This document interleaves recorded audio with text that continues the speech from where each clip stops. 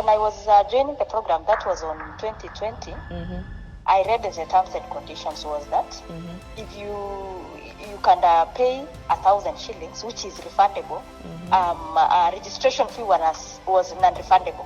And how much was registration fee? 3,000. Yeah.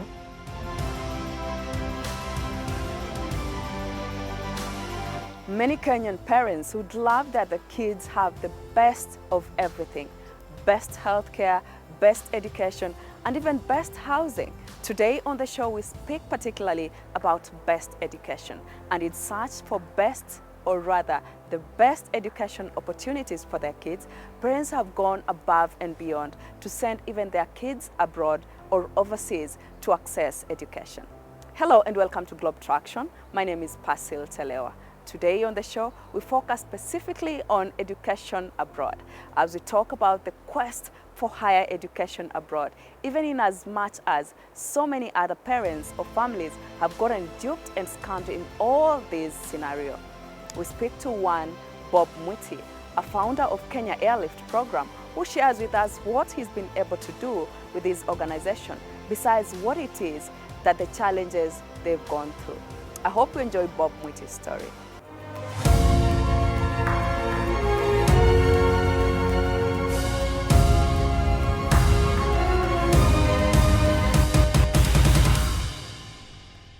Meet Bob Mwiti, a true inspiration who has transformed adversity into triumph.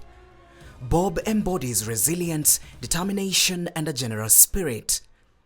In 2009, he embarked on a journey as an international student in the US, overcoming 4 visa denials with unwavering determination.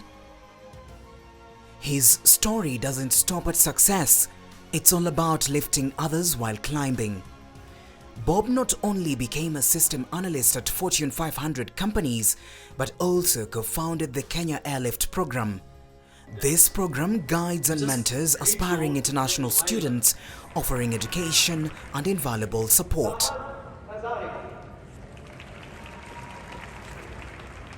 The initiative is a ray of hope for those especially from Kenya seeking education and opportunities abroad.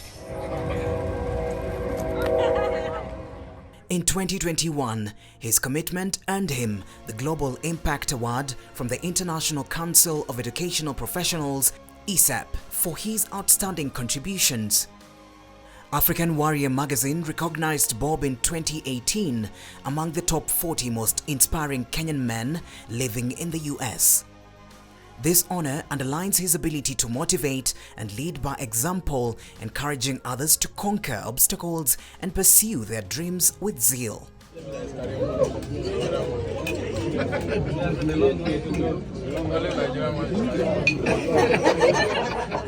Join us on Globe Traktion today as we delve into Bob Mwiti's story, a tale of perseverance, determination, and creating a positive impact as shared by our host, Pasil Telewa. I'm interested to know Bob, the individual as opposed to what Bob does, but of course I'm going to get to that as well so that people can be able to merge these two Bobs together. Yes. So who is Bob? Bob was born and raised in Meru County. I'm actually a village boy. You don't look like it. I know, right?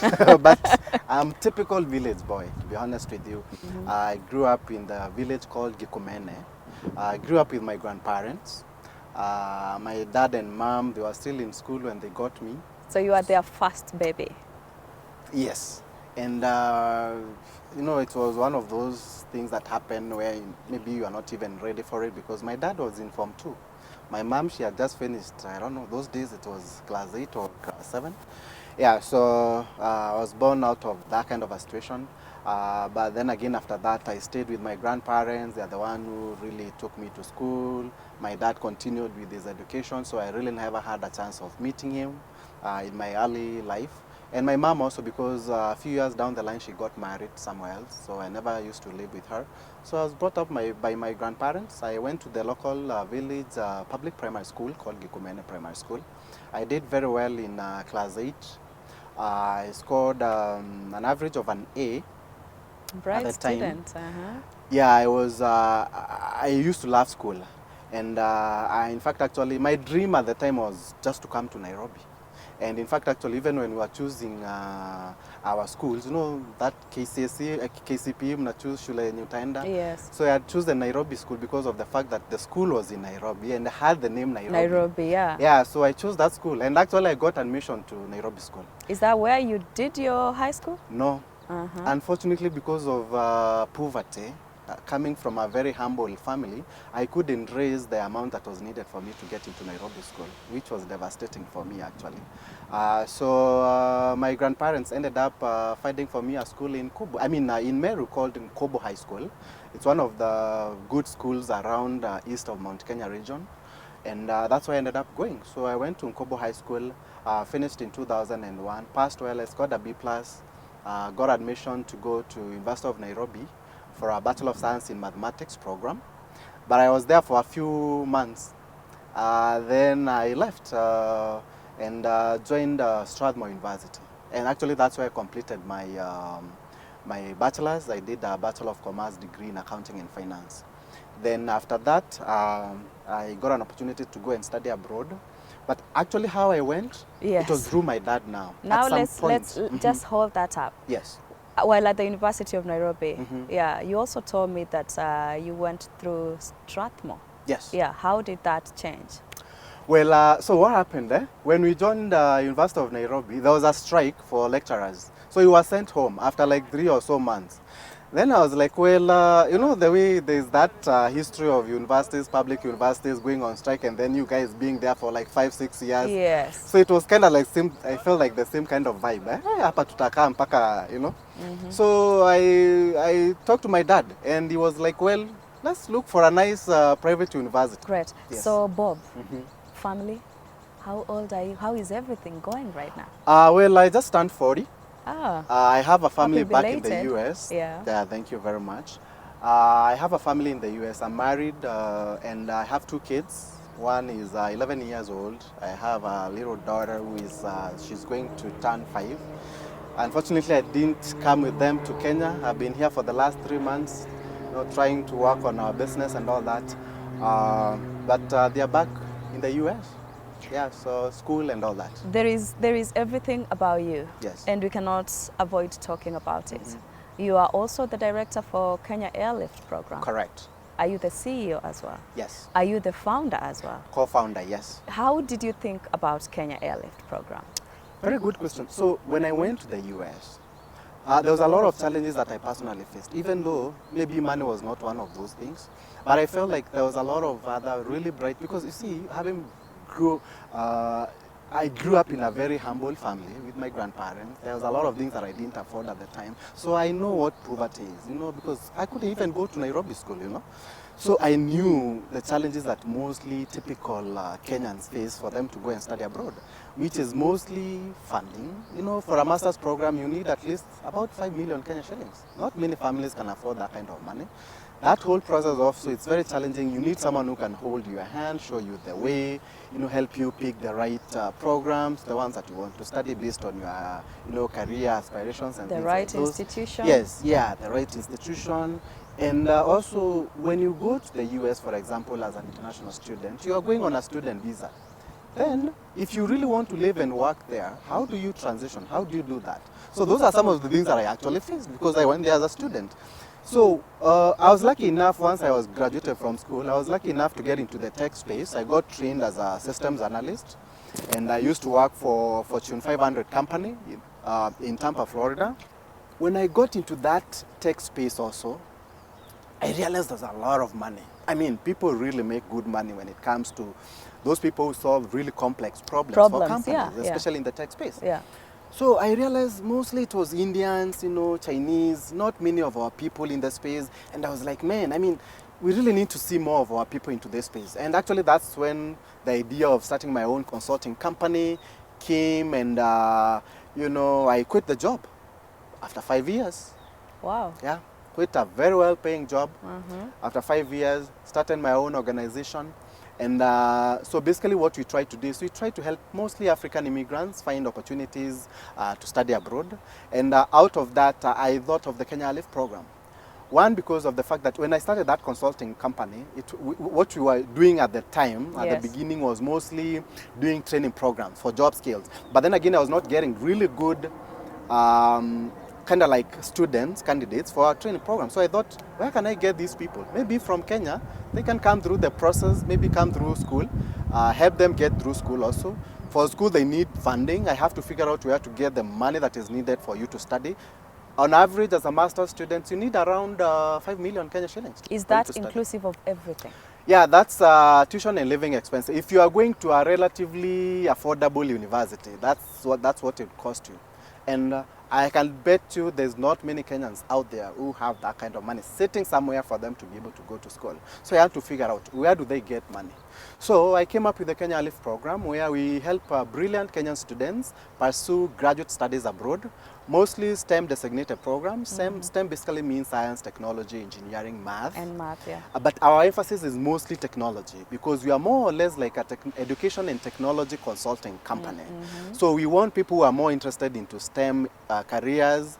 And so what we do is we facilitate their relocation, tuition, and living expenses. So what is the eligibility criteria for somebody to be able to be absorbed by Kenya Airlift Program? Very good question. So we are very, very strict in terms of those students that we try to get into our program, because of the fact that, doing a STEM designated program is not that easy. So you really need to get the best brains out there. Yeah? And also because of the fact that you don't want someone to do something that they are not interested in, right? So we really check the academic qualifications of the student. At a minimum, you need to have scored at least a B mean grade in KCSE, with a B in math or physics. Once you get into the program, you are supposed to do an exam called GMAT or GRE. Yes. If you have all those qualifications, you get into the program, you pass that exam, we'll take care of your relocation cost, tuition and living expenses. When you mentioned about living expenses and all of that, yes, what does your help entail? I want you to be very, categorical with me, because there's a lot of, scamming online. Absolutely. About Kenyans pursuing education, opportunities abroad. Yes. And I'd like to know that from your program, what is it that people need to know, so that people are not expecting what is not in the program, or people are not, expecting less of what you're promising them. Absolutely, Yeah. absolutely. It's very, very important that really someone understand exactly how the program really works, so that you don't have someone joining and then later on they start saying, oh, I didn't know about this and this and this. Now, for example, apart from just the qualifications, which actually I said it's a B, with a B in math, physics, whatever, we'll take care of your location, tuition and living expenses. But if you come to us and you had a C+, you can actually come through the process, but your part, your relocation, you actually have to take care of it. Air tickets, visa fees, service, and all that.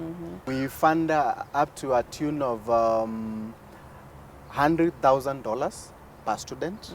By the way, so far we've been able to facilitate 1.5 billion Kenya shillings in terms of unsecured student loans. Since when? Since which Since year? inception, 2018. How many students so far? So far we've been able to take more than 200 students to the US. We have about 2,000 students who are currently in the program as members, as active members. And we've also been able to get over 200 million in terms of tuition fee waivers and graduate assistance scholarships through the universities that we work with. There are cases that have failed from your program. Yes. And I was particularly looking at a case, I'm sure you must be aware of it, a case of one Mercy Ruto, who was saying she paid an amount, and that amount, she's never been refunded until today. And she withdrew from, taking up the program. My name is Pasil. I was calling you because I saw you had a complaint about Kenya Airlift Program. Did they pay you back the money that you had given to them? No. So, kesi ilifikaje? What was their explanation? They just said that I should remain in the program. Yes. What if you... Okay, so are you in the program? I withdraw from the program. Yeah. And when I was withdrawing, I had feel that I'm not able to continue with the program because of my failure, because of my own reasons. One, I had a parent who was sick. At the same time, I felt that there were many things coming up in the program that I was not able to pay for it, because right now I don't have any employment. Yeah. So I talked to them. I told them because I have not gotten any service from you, may I just withdraw from the program? You give me the money, I pay the hospital bill for my parent who is sick. Yeah. Later on, I might change the program. They said, okay, you can just withdraw from the system. So I withdrew from the system. After just withdrawing from the system, they just became arrogant. They say, no, your money is non-refundable. I told them, surely, I have not even gotten any help from you, any service from you. Why don't you just even take the registration fee? Yeah. You give me even half of I have amount. They refused. I just left it. But according to their terms and conditions, what were their terms when you are getting into the program? When I was joining the program, that was on 2020. I read the terms and conditions was that if you can pay 1,000 shillings, which is refundable, registration fee was non-refundable. And how much was registration fee? 3,000. Yeah. So, but if you want to withdraw from the program, you will be refunded. Yes. Minus the expense. Okay. That was what I read when I was joining. Oh, I see. So me, I had not used anything because I had not applied for anything.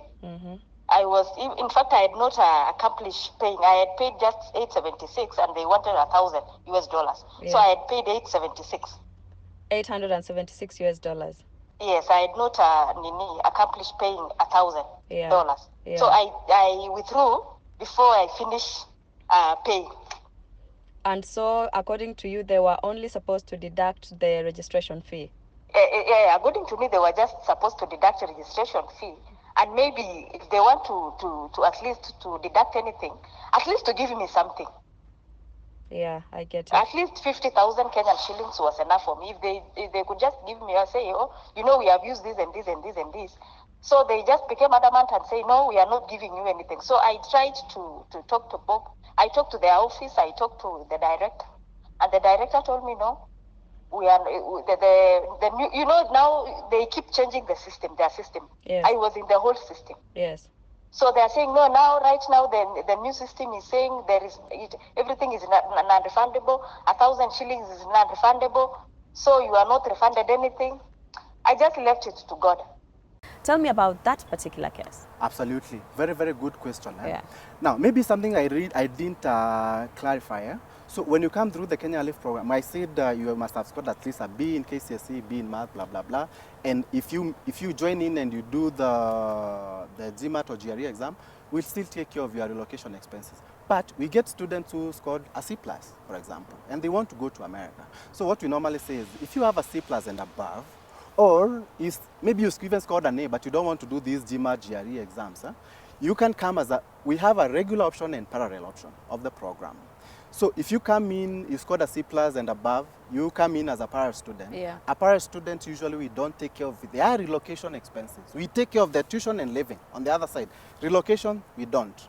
And they don't have to do GMAT or GRE exam. That is a parallel student. Parallel student, Yeah. yes. Regular students are the ones that they have to sit for the GMAT exam. They must have scored at least a B mean grade with a B in math, B physics, whatever, all that. And we facilitate their relocation.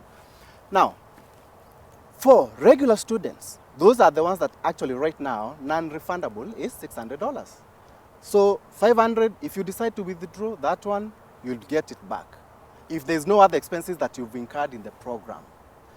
Now, if you're a parallel student, then the non-refundable fee for a parallel student is $1,100.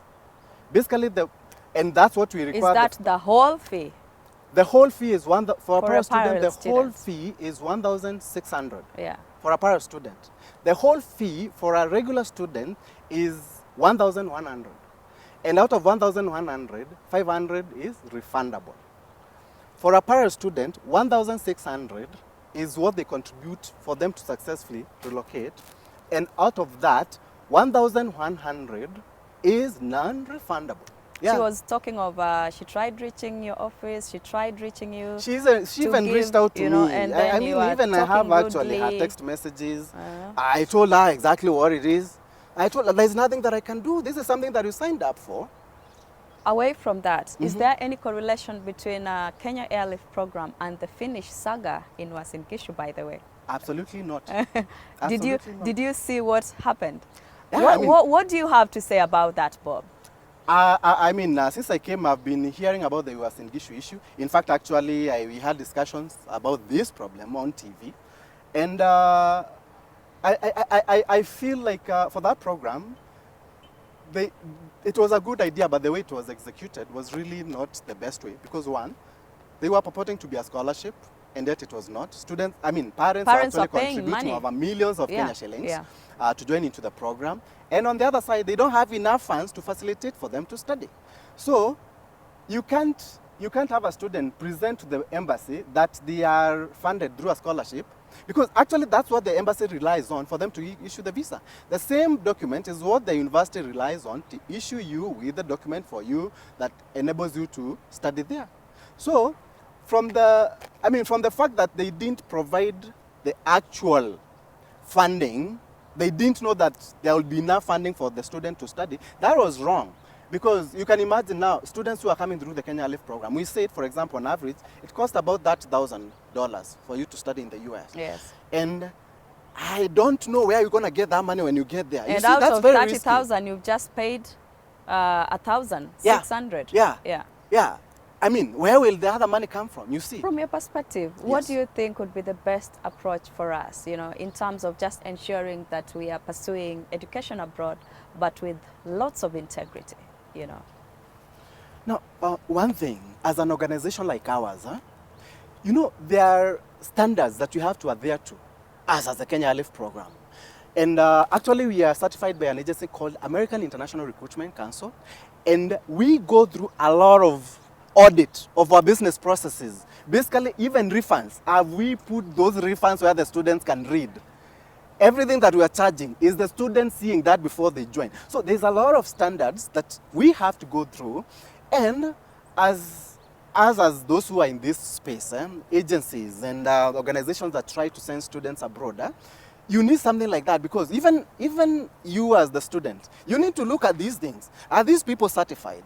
Are there standards that they have? Are there stringent measures they have to adhere to when they're dealing with you? You understand what I'm saying? Yeah. Because you really need someone who has the integrity.